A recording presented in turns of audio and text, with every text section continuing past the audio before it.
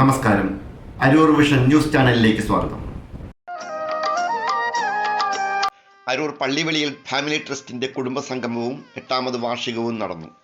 അരൂർ അമ്മനെഴുത്ത് ഭവാനീശ്വര ക്ഷേത്ര ഹാളിൽ നടന്ന പരിപാടിയിൽ മുൻ ട്രസ്റ്റ് പ്രസിഡന്റ് PA പങ്കജാക്ഷൻ ഭദ്രദീപം തെളിയിച്ചു.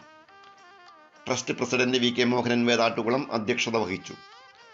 ISRO എഞ്ചിനീയറും പള്ളിവെളിയിൽ ട്രസ്റ്റ് രക്ഷാധികാരിയുമായ PC സുരേഷ് കുമാർ സമ്മേളനം ഉദ്ഘാടനം ചെയ്തു.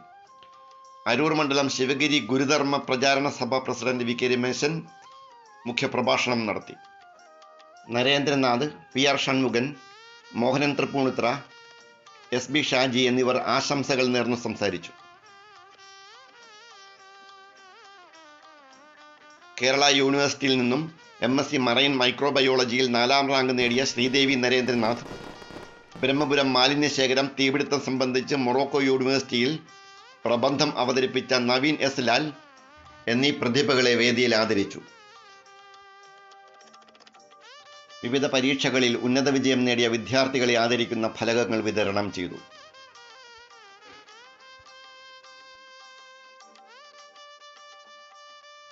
വാർഷിക യോഗത്തോടനുബന്ധിച്ച് നടന്ന കലാകായിക മത്സര പരിപാടികളിൽ വിജയിച്ചവർക്ക് സമ്മാനവും നൽകി.